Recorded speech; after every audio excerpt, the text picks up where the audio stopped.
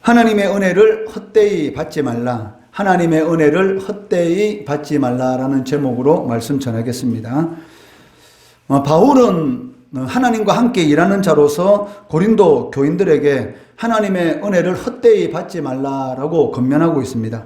1절 말씀해 보시면 우리가 하나님과 함께 일하는 자로서 너희를 권하노니 하나님의 은혜를 헛되이 받지 말라. 이 말씀이 무슨 말씀입니까? 고린도 교인 가운데 하나님의 은혜를 헛되이 받는 그런 성도들이 있었다는 것입니다. 이것은 고린도 교회의 문제뿐만이 아니라 오늘날 하나님 앞에 나와서 예배를 드리는 우리들에게도 동일한 그런 문제가 될 수 있다는 것입니다. 하나님께서 우리들에게 많은 은혜를 베풀어 주셨는데도 불구하고 그 은혜를 헛되이 받는 그런 사람들이 있다라는 것을 알 수가 있습니다. 하나님께서 우리들에게 베풀어 주신 그 은혜가 무엇입니까? 그 하나님의 아들 독생자 예수를 십자가에 못 박혀 죽이심으로 인해서 우리와 우리의 죄와 허물을 용서하여 주신 것입니다.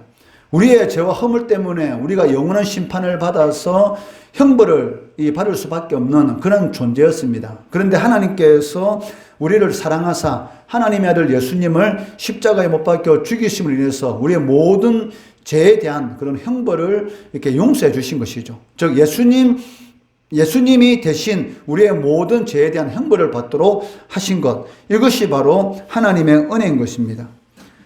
5장 21절 말씀해 보시면 하나님이 죄를 알지도 못하신 이를 우리를 대신하여 죄로 삼으신 것은 우리로 하여금 그 안에서 하나님의 의가 되게 하려 하심이라. 즉 칭의, 하나님의 의라는 말은 칭입니다. 즉 예수 그리스도가 우리의 모든 죄를 대신해서 십자가에 죽으심으로 인해서 우리는 하나님 앞에 어떻게 되었다? 의인이다. 즉 의롭다함을 칭함받았다. 이것이 칭의인 것이죠. 그러니까 원래는 죄인이지만 예수 그리스도의 이 보혈의 은혜 때문에 하나님께서 우리를 뭐라고 칭해 주시는 것입니까? 너는 의인이다. 그러니까 원래는 죄인이죠. 그렇지만 너는 내 아들 예수 그리스도가 너의 모든 죄를 대신해서 십자가에 못 박혀 돌아가심으로 인해서 내가 죄 용서 받았다라는 것을 믿으니까 내가 너를 뭐로 칭해 주겠다? 의인, 즉 구원받은 사람, 즉 하나님의 자녀로 내가 칭해 주겠다라고 하나님께서 말씀하고 계시다는 것입니다. 바울은 이러한 구속의 은혜를 아는 성도, 즉 하나님께서 우리들에게 베풀어 주신 그 은혜가 얼마나 큰지 그 은혜를 아는 성도는 절대로 하나님의 은혜를 헛되이 받을 수 없다라고 말씀하고 있다는 것입니다. 고린도후서 5장 13절 말씀해 보시면 우리가 만일 미쳐서도 하나님을 위한 것이요 정신이 온전하여도 너희를 위한 것이다 라고 말씀하고 있습니다. 예수를 믿는 성도들은 미쳐도 누구를 위하여 미쳐야 됩니까? 바로 하나님을 위하여 미쳐야 되는 것이고, 정신이 온전하더라도 누구를 위해서 온전해야 되는 것입니까? 바로 하나님을 위해서 온전해야 된다라고 말씀하고 있다는 것이죠. 믿지 않는 사람들은 돈에 미친 사람들도 있고, 권력에 미친 사람들도 있고, 명예에 미친 사람들도 있고, 또 마약에 미친 사람들도 있고, 게임에 미친 사람들도 있지 않습니까? 그런데 성도는 그런 것에 미치면 안 됩니다. 어디에 미쳐라? 하나님에 미쳐라. 그러니까 하나님이 기뻐하는 그 일에 미쳐라라고 우리들에게 말씀하고 있습니다. 이 말씀은 로마서 14장 8절의 말씀을 떠올리게 합니다. 로마서 14장 8절 말씀해 보시면 우리가 살아도 누구를 위해서 살고 주를 위하여 살고 죽어도 누구를 위해서 죽어 주를 위하여 죽나니 그러므로 사나 죽으나 우리는 누구 것이다? 주의 것이다. 그러니까 주를 위해서 사는 사람들은 누구의 것입니까? 주의 것이죠. 그러니까 주의 것이라는 이 말 속에는 무슨 의미가 있습니까? 누가 책임진다? 주님께서 책임져 주신다. 그러니까 여러분들이 주님을 위해서 열심히 주님께서 기뻐하시는 그 일을 위해서 열심히 살아가면 나에게 필요한 모든 것들, 내 인생은 누가 책임져 주신다? 바로 하나님께서, 저 주님께서 책임져 주신다라는 그런 의미를 가지고 있다는 것입니다. 그러니까 주의 것이다라는 말은 주님께서 책임져 준다.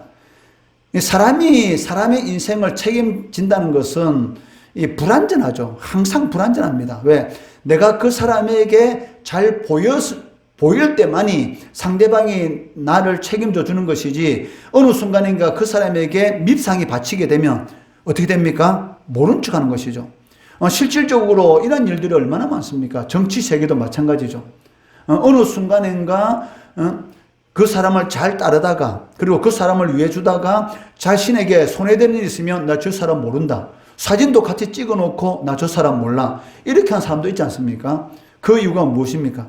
그러니까 사람은 항상 불완전하죠. 저 사람이 내 인생을 책임져 줄 것 같은데 자기에게 어떤 손해가 닥쳐오니까 어느 한순간에 안면 몰수, 나 당신 몰라. 이렇게 하는 일이 인간들 사이에서는 비일비재합니다. 그렇지만 하나님과 하나님의 자녀 사이에는 그런 일은 절대로 있을 수가 없다는 것입니다. 왜? 하나님의 백성은 누구 것입니까? 바로 하나님의 것, 주의 것. 그렇지만 한 가지 조건이 있는데 누가 주의 것이다 라고 바울 사도는 말하고 있습니까? 살든지 죽든지 누구를 위해서 살아가는 자들, 하나님의 영광을 위해서 살아가는 자들이 진정한 주님의 것이고, 주님의 것이라는 것은 주님께서 모든 것을 책임져 주신다라는 그런 의미를 가지고 있다는 것입니다. 대속의 은혜, 구원의 은혜를 아는 성도라면 당연히 이러한 고백을 할 수 있어야 됩니다. 나는 살아도 누구를 위해서 살고 주를 위해서 살고 죽어도 주를 위해서 죽겠다. 이것이 바로 다니엘의 고백이었죠. 그리고 다니엘의 세 친구의 고백이 있지 않습니까? 그리하지 아니할지라도 하나님께서 우리들을 풀무불 가운데서 건져주지 않는다 할지라도 이 우상 앞에 절하지 않겠다.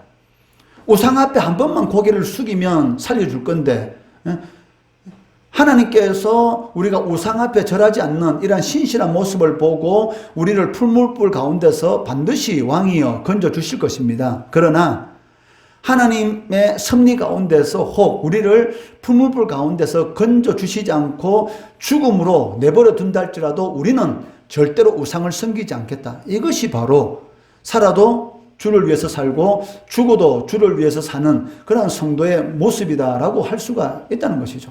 왕의 진미를 먹지 않겠다. 우상 앞에 바쳐진 아무리 좋은 음식이라도 나는 먹지 않겠다라는 그 결단이 다니엘이 하나님 앞에 크게 쓰임받게 되는 그러한 이 원인이 되었던 것을 알 수가 있습니다.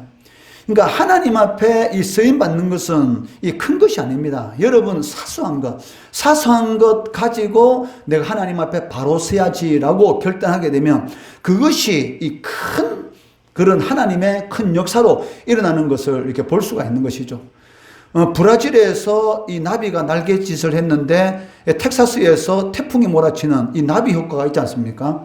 브라질에서 그냥 나비가 그냥 간단히 날갯짓 한번 했어요.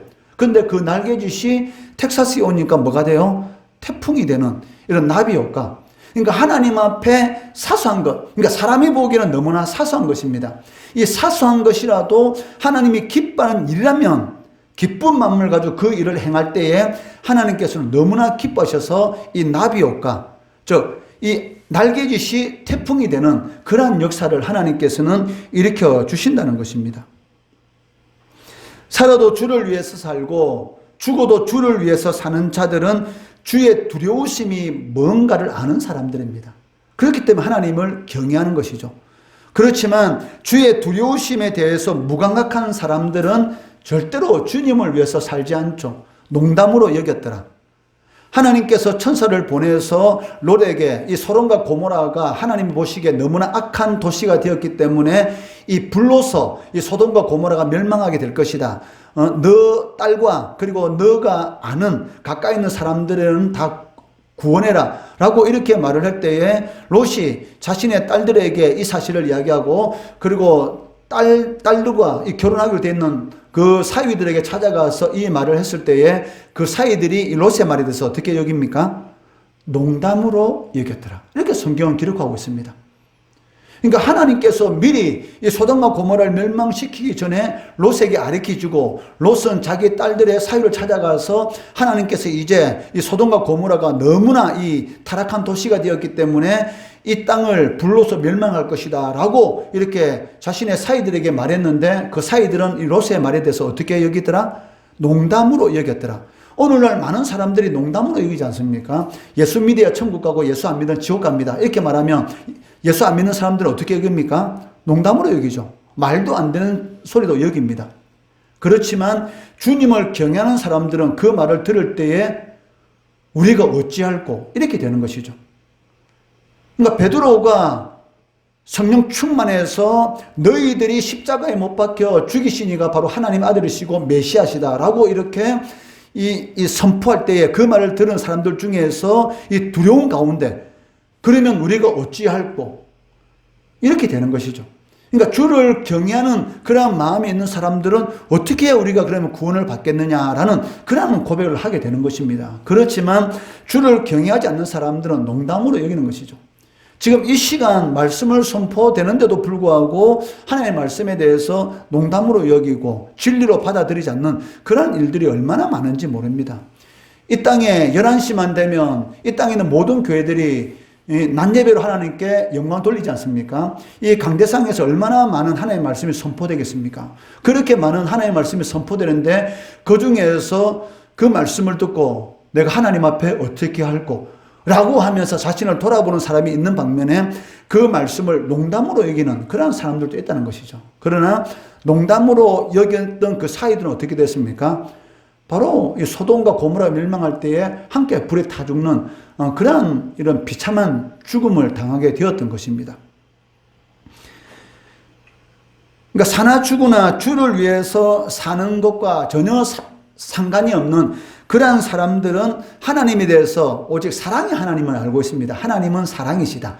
하나님은 무조건 사랑만 베푸시는 분이시다라는 것을 알고 있고 진노의 하나님에 대해서는 무감각하다는 것이죠. 이 십자가가 하나님의 사랑과 하나님의 공의, 즉 하나님의 진노를 나타내는 것입니다. 하나님께서는 죄에 대해서는 절대로 용서하지 않으시기 때문에 하나님의 아들을 십자가에 못 박혀 죽이신 것이죠. 그렇지만 하나님께서는 이 세상을 너무나 사랑하기 때문에 하나님의 아들을 십자가에 못 박혀 죽이신 것이죠. 그렇기 때문에 이 십자가라는 것은 무엇입니까? 하나님의 진노, 죄는 용서할 수 없다. 그렇지만 이 세상을 너무나 사랑하기 때문에 하나님 아들을 보내서 십자가에 죽이신 것. 이것이 바로 하나님의 사랑과 하나님의 진노가 함께 나타나는 것이 바로 십자가다라고 말을 할 수가 있다는 것입니다. 그렇기 때문에 그 사랑과 진노라는 것은 이 동전의 양면과 같습니다. 사랑과 진노를 떼어서 뗄 수가 없다는 것이죠. 사랑하는 사람이 다른 사람을 좋아한다. 그러면 여러분 어떻게 하겠습니까? 내가 이 자매를 너무나 사랑하는데 이 자매가 다른 남자를 좋아해요. 그럼 가만히 있습니까? 속에서 부글부글 끓지 않겠어요? 왜? 사랑하니까. 그러니까 이 사랑과 이 진노는 이 동전의 양면입니다. 내가 사랑하는 만큼 배신감의 또 진노도 같이 커지게 되는 것이죠.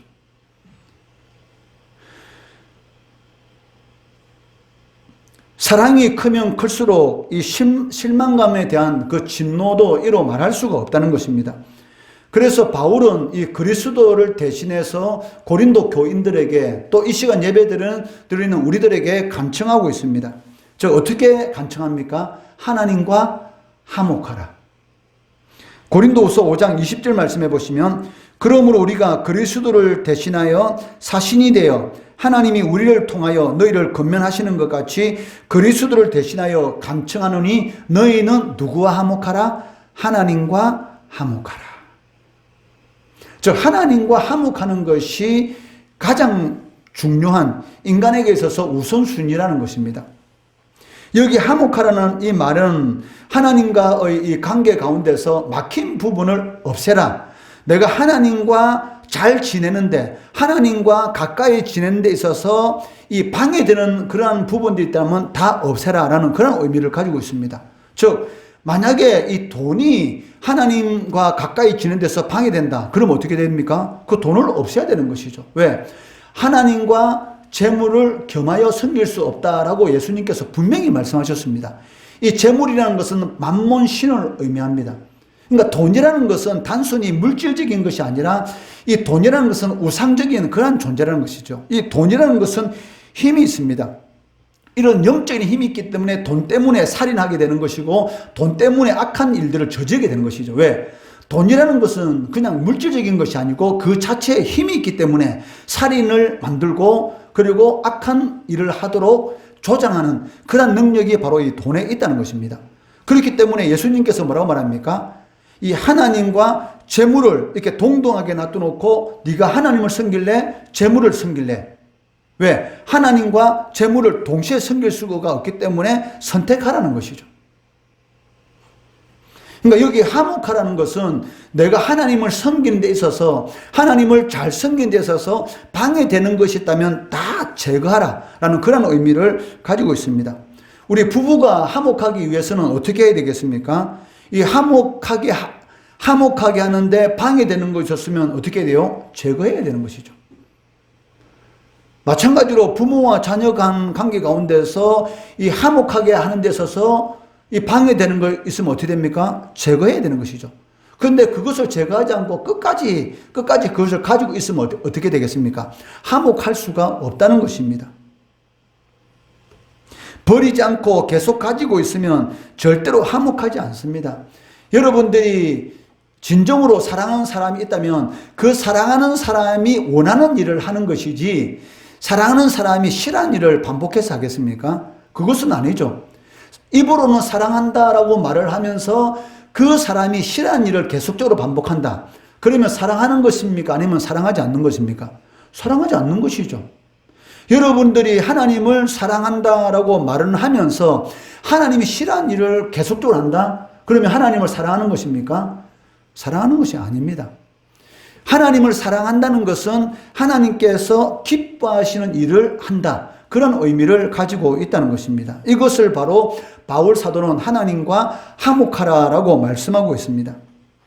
우리가 하나님을 위해서 사는 삶은 그렇게 길지 않습니다. 여러분은 아직 어리니까 내가 살 수 있는 시간이 많기 때문에 하나님을 위해서 하나님이 기뻐하시는 그런 삶을 살아갈 수 있는 시간이 많다라고 생각할 수도 있겠지만 그거는 천만의 착각입니다. 왜? 오는 시간은 동일하지만 가는 시간은 동일하지 않습니다. 왜?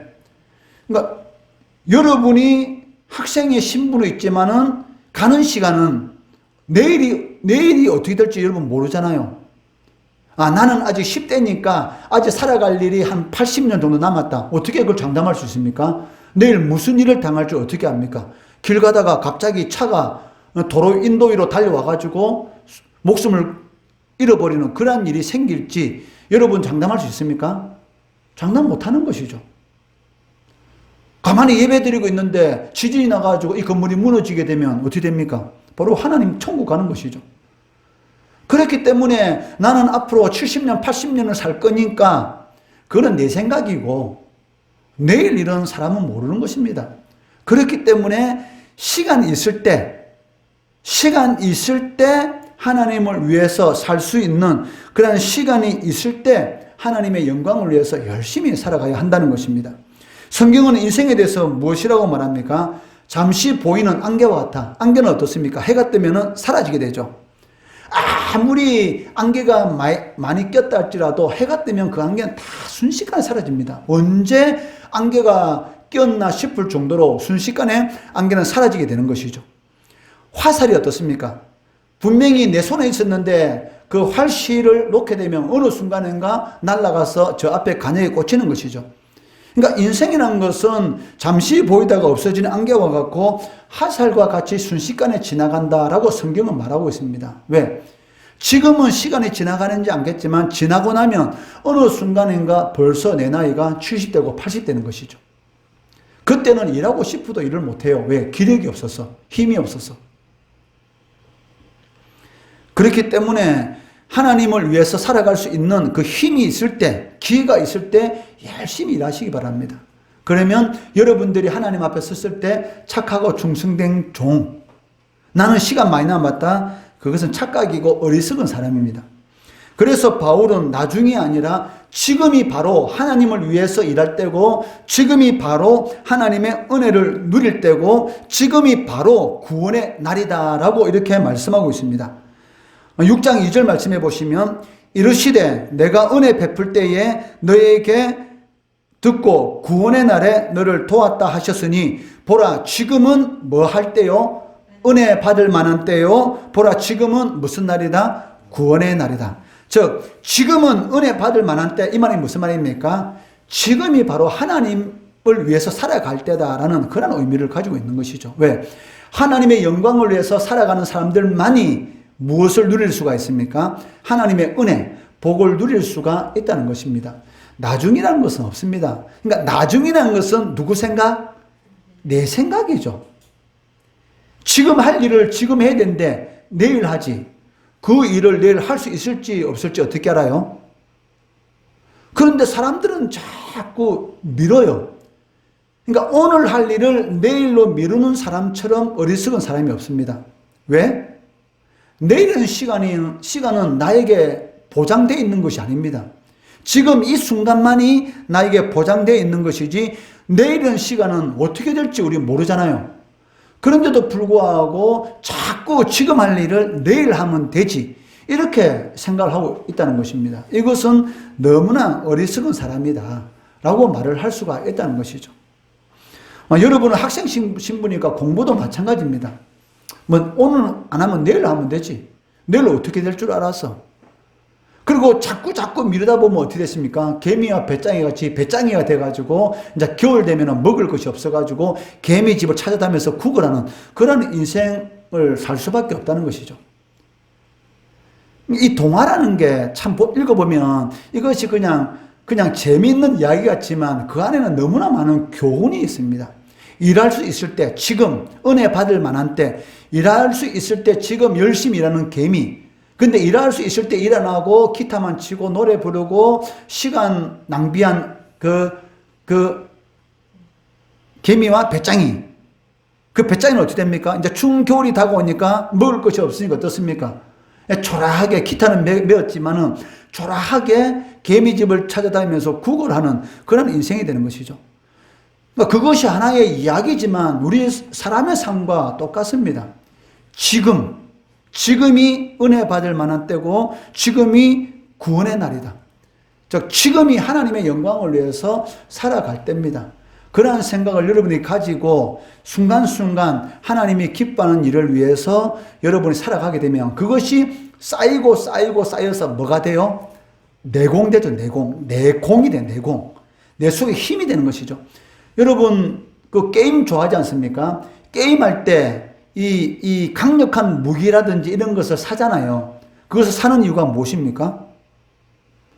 그 무기만 있으면 어떻게 해요? 한 방에 날려버릴 수가 있지 않습니까? 그러니까 점수가 어느 정도 쌓이게 되면 내가 어떤 아이템을 살 수가 있잖아요. 그런 아이템을 자꾸 모으는 이유가 무엇입니까? 내 힘이 되니까. 그것을 모아놓으면은 이 큰 전쟁이 일어났을 때 더 많은 것을 내가 차지할 수 있으니까. 똑같습니다. 인생도 게임입니다. 여러분들이 지금 할 수 있을 때 하나님을 위해서 열심히 살고 또 학생으로서의 열심히 살아가면 반드시 나중에는 뭐가 쌓여요? 내공, 힘이 쌓이는 것이죠. 그러니까 힘이 있으면은 할 일이 너무나 많습니다. 그러니까 힘이 없으니까 선택의 폭이 이렇게 좁아지는 것이죠. 나중에 내가 하고 싶은 일은 너무나 많은데 할 수가 없어요. 왜? 나에게 힘이 없어. 쉽게 말하면 능력이 없어. 그러니까 이 선택의 폭이 너무 좁아. 이거밖에 할 수 없는 거예요. 근데 여러분들의 실력을 키워놓으면 선택의 폭이 어마어마하게 이렇게 넓어지게 되는 것입니다. 그러면 내가 하고 싶은 것을 할 수 있어요. 그렇기 때문에 무엇입니까? 지금 해야 되는 것이죠. 지금이 은혜 받을 때고, 지금이 하나님을 위해서 살아갈 때고, 지금이 여러분한테 맡기는 일을 열심히 할 때다. 할 수 있을 때 열심히 주를 위해서 살아가시기 바랍니다.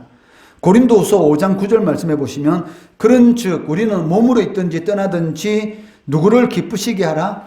주를 기쁘시게 하는 자가 되기를 어떻게 하라? 힘쓰라. 그러니까 하나님을 위해서 사는 것은 그냥 되는 것이 아니잖아요. 늦잠은 그냥 됩니다. 뭐 늦잠은 애쓸 필요 있습니까? 그냥 누워 있으면 되지. 그런데 일찍 일어나려고 하면 어떻게 됩니까? 의지가 필요하죠. 내 의지. 이불을 걷어차고 일어나야 되겠다. 이불 안에 있는 것이 너무나 좋지만 이러면 안 되지 라고 생각하고 이불을 걷어차는 이 의지가 필요한 것이죠. 이것이 힘쓰는 것입니다. 누워있는 것은 쉬워요. 늦잠 자는 것은 쉬워요. 그런데 일찍 일어난 것은 뭐가 필요합니까? 힘쓰는 것이 필요한 것이죠. 하나님의 일도 마찬가지입니다. 그 하나님의 일은 그냥 가만히 있다고 되는 것이 아닙니다. 여러분들이 기도하면서 첫째 기도해야 되죠. 기도 안 하고서는 하나님의 뜻을 알 수가 없으니까 기도하고 말씀 보고 그리고 이 일이 하나님의 기뻐하는 일이구나 라고 생각되면 무엇이 필요합니까? 의지 발동. 의지를 발동시키게 됩니다. 이것이 힘쓰는 것이죠. 내 마음속에는 하지마 이렇게 할 겁니다. 왜? 사탄이 하지 말라거든. 그러니까 육신의 정욕들은 하지 말아요. 사탄은 하지마. 그런데 또 안에서의 다른 목소리가 들립니다. 성령의 능력, 성령께서 해라. 이것은 하나님이 기뻐하니라. 그러니까 항상 이 성령의 법과 죄의 법이 내 마음속에서 싸우고 있는데 기도하고 말씀을 보는 사람은 성령의 법이 이기는 것이죠. 그래서 지금이야. 하나님이 기뻐하는 일을 하는 것은 지금이야. 라고 하면서 그 일을 하게 되는 것입니다. 이것이 바로 주를 기쁘시게 하는 자가 되기를 힘써라. 그러한 자들에게 하나님께서 풍성한 은혜와 복을 내려주신다라고 말씀하고 있습니다. 나중에 여러분 하고 싶어도 못할 때가 있습니다. 여러분 중학교 때에 공부할 수 있는 그런 기회 많았습니다. 근데 지나고 나니까 지금은 할 수 없잖아요. 지금은 또 지금 해야 될 일이 있으니까. 나중에 여러분 대학교 들어가 보세요. 또 고등학교 때 할 수 있을 때 안 하고 나면 대학교 들어가면 또 못해요. 그러다 보면 어떻게 못해 하다가 무슨 인생? 못해 인생.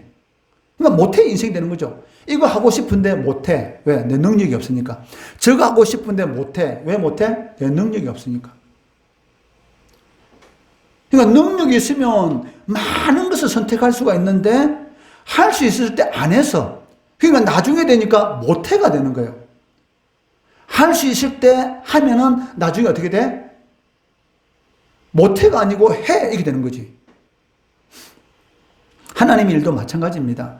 여러분 할 수 있을 때 열심히 주를 위해서 사시기 바랍니다. 지금 여러분 할 수 있는 일이 많잖아요. 기도하는 것도 주를 위해서 하는 것이고 여러분이 우리 장로 세계를 위해서 기도하는 것 주를 위해서 사는 것이고 또 말씀 보는 것도 주를 위해서 하는 것이고 매주일마다 나와서 예배 드리는 것 주를 위해서 하는 것이고 또 맡은 바 그 일에 대해서 열심히 충성 봉사하는 것 주를 위해서 하는 것이고 이러한 일들이 할 수 있을 때 열심히 해놓으면 나중에 반드시 하나님께서 여러분들이 생각하지 못하는 그런 방식으로 갚아주십니다.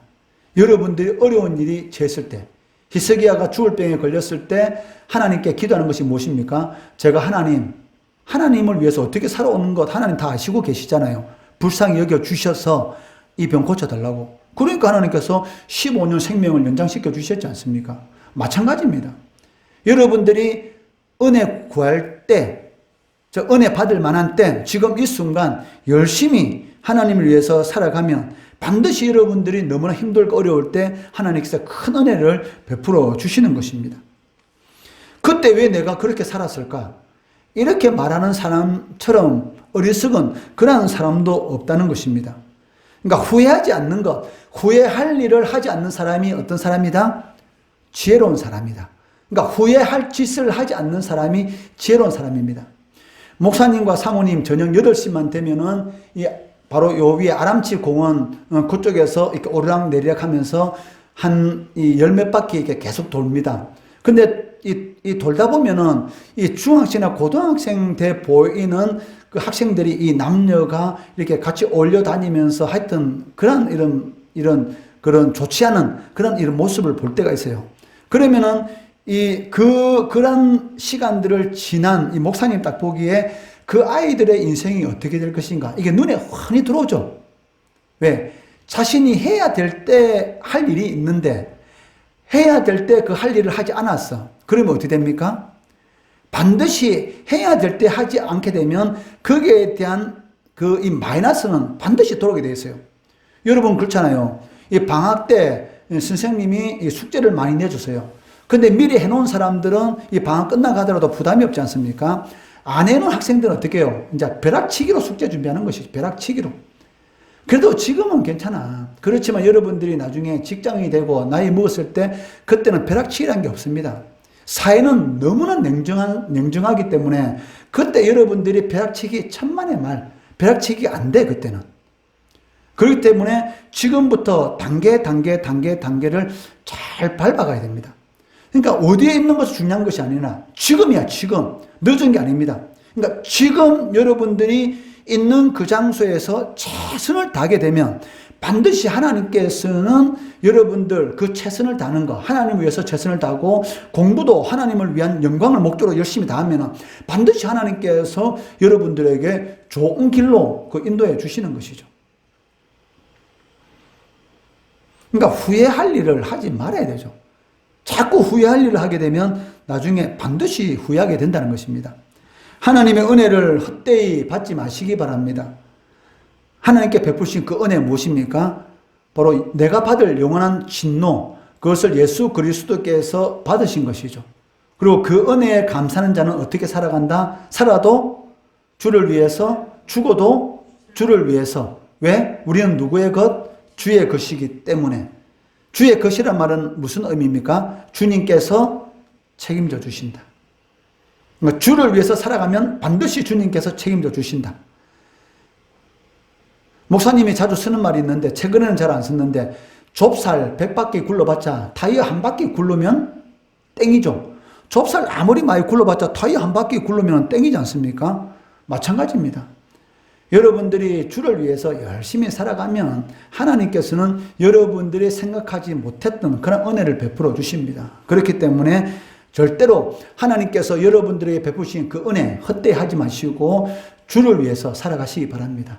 공부도 주를 위해서 하시고 먹든지 마시든지 무엇을 하든지 주를 위해서 하시게 되면 우리는 주님의 것이 되는 것이고 주님께서 우리의 모든 삶을 책임져 주신다는 것이죠. 이러한 하나님께서 책임져 주시는 그 은혜 풍성한 삶을 살아가시는 우리 성도들, 우리 중고등부 학생 되기를 주의 이름으로 축원합니다.